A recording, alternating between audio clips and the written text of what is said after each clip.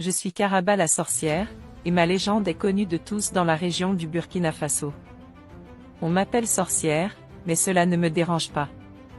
Je sais que j'ai des pouvoirs mystiques qui me permettent de communiquer avec les animaux et de faire des choses que les gens normaux ne peuvent pas faire. Mon histoire commence quand j'étais enfant. J'ai été abandonnée par ma famille et j'ai été élevée par une tigresse dans la forêt. Elle m'a appris à utiliser la magie pour me protéger et pour aider les animaux de la forêt. Un jour, les villageois ont commencé à détruire la forêt pour construire leur village. J'ai essayé de les arrêter, mais ils m'ont accusé de sorcellerie et m'ont chassé du village.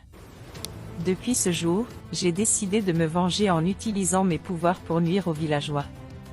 Mais un jour, un jeune garçon nommé Kirikou est venu me voir. Il était doté de pouvoirs magiques qui lui permettaient de communiquer avec les animaux et de voir à travers les murs. Il m'a dit qu'il était venu pour comprendre pourquoi tout le monde avait peur de moi. J'ai commencé à lui raconter mon histoire, comment j'avais été élevée par une tigresse et comment j'avais appris à utiliser la magie. J'ai expliqué comment les villageois avaient commencé à détruire la forêt et comment j'avais essayé de les arrêter. Mais ils m'avaient accusé de sorcellerie et m'avaient chassé. Kirikou m'a alors dit que la violence n'était pas la solution et qu'il fallait plutôt aider les gens à coexister avec la nature.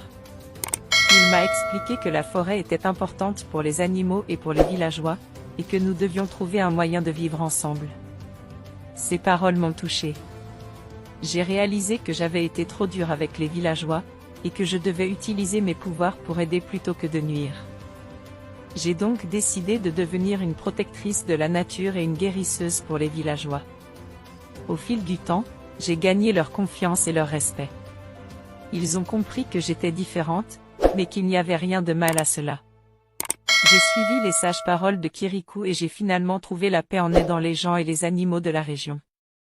Aujourd'hui, je suis fière de dire que je suis Karaba la sorcière, mais que je suis aussi une amie et une protectrice pour ceux qui en ont besoin.